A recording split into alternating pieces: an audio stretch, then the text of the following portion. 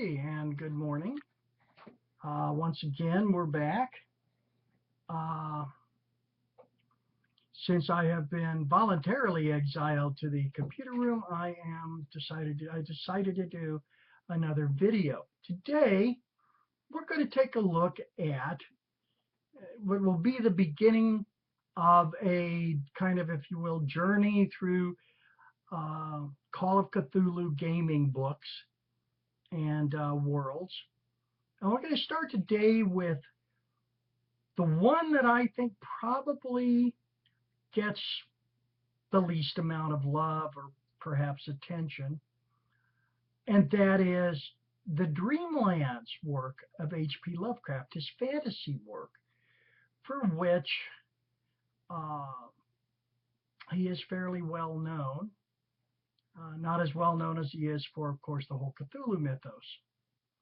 Anyway, um, this is probably why his Bust of Lovecraft is the award for the World Fantasy Association, the Lovecraft bust.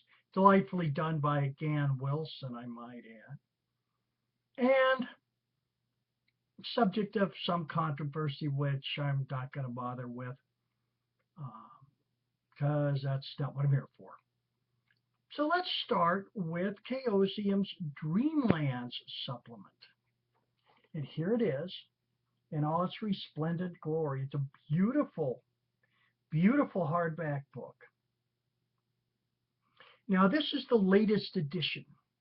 The first one, published years and years ago, was a boxed set. Very interesting. Unfortunately, I don't have that anymore. Cover was very fascinating. A Victorian dressed gentleman riding on a zebra looking towards a city. It was really, I think, it's very nice. A lot of the material that was in that book is in this one, so that's still around.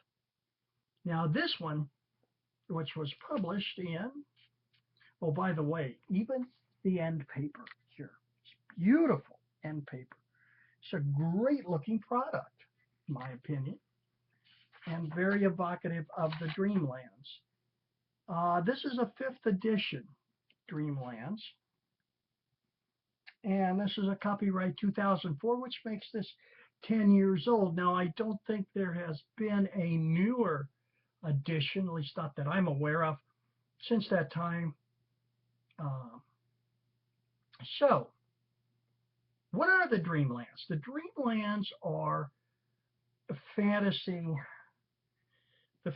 works of H.P. Lovecraft, pretty much. Lovecraft was a dreamer. He expressly stated in letters and works he got a lot of his inspiration from dreams. So it seems only logical that, well, he would write about them as well. They are a far cry, I think, from a lot of the mythos writing that he did. There is, in the Dreamlands, a sense of wonder, of beauty, of a lovely strangeness. Fabulous cities, sights, sounds, places. Tremendous. It could also be a place of great danger and horror as well.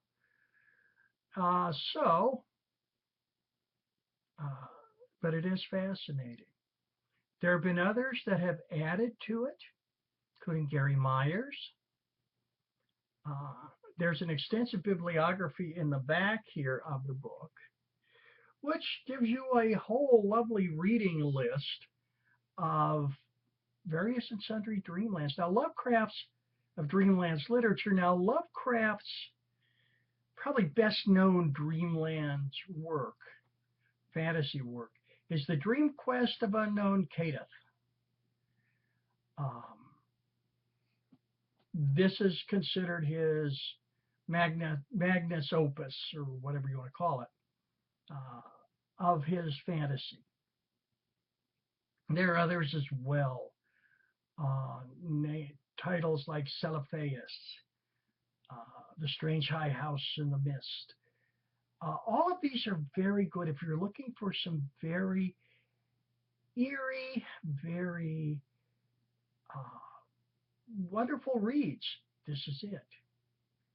And like I said, others have followed him. Gary Myers in The House of the Worm. Brian Lumley with his novels, especially the Titus Crow novels. And so what do you get in this book? Well, first of all, this uses the same system that Chaosium always uses for Call of Cthulhu, up through the 6th edition. I'm not sure what the 7th is going to look like or how it's going to work. Rumors afoot that they've changed it around. I have no idea. Won't know until I buy it. There you go. But aside from that, this has the advantage of using the same mechanics, which means it can actually fit into a lot of the other setting books for Call of Cthulhu. In fact, it could fit into all of them because this isn't our world after all. This is somewhere else. You know, Cthulhu Invictus, which is Rome, Cthulhu Dark Ages, you know, any place you can use the Dreamlands as a setting, perhaps a place that the players have to go to find out some information. Anyway, this book will give you all sorts of wonderful things. Chris Williams and Sandy Peterson did a really excellent job. Very, very good job. And you have the background. It's very extensive. You have a gazetteer. Now, the back contained a large map, which unfortunately I can't seem to find. Drat. Always aggravating. But you have a smaller map as well. In the back. It says as he flips around trying to find it. I don't think we're going to worry about it then. Suffice to say, the map is very good, very well drawn, and gives you an idea. And it's only a portion of the Dreamlands, as it's called, so you're actually free to make up your own stuff, insert what you will, which is another great advantage. Unlike the historical settings, in which you're tied to time and place, Rome or Dark Ages Europe, Victorian England, what have you. In this, you're free to turn it loose. So it gives you a complete gazetteer of the map, all the places with all these interesting little story hooks, part of the background, has a bestiary, has a section in here on how to get into the Dreamlands. It gives you it is the complete package. How you can get there through your dreams or even enter physically, which makes things really intriguing. And it's just a lot of fun. And you have things in here on atmosphere and style of the Dreamlands.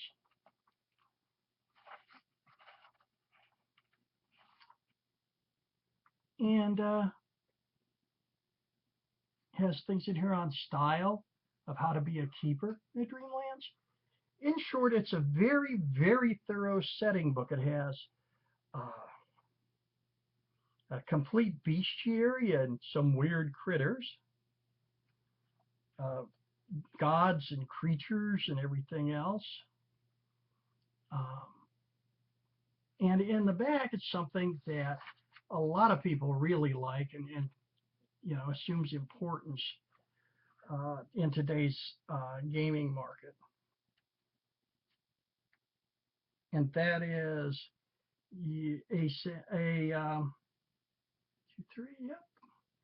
six adventures, the second half of the book. And they're all very well written, very enjoyable. And they take you into the Dreamlands There is a new Dreamlands campaign that has just come out. Dennis Detweiler, an extremely talented artist and writer and friend, called The Sense of the Sleight of Hand Man. And there is also a Kickstarter for a movie called The White Ship. It's also about the Dreamlands, brought to you by the same creative team that gave us the incredibly good Die Farbe, The Color, which is a modern telling of The Color Out of Space, and should be on every Cthulhu Mythos aficionado's film shelf or video collection. Just my opinion. All in all, you will find a great deal of value in this book. Oh, one more thing. There's also complete rules inherent system, so you can generate a character that's actually a resident of the Dreamlands. You know, you have no idea what the waking world is like, or a very vague idea. So,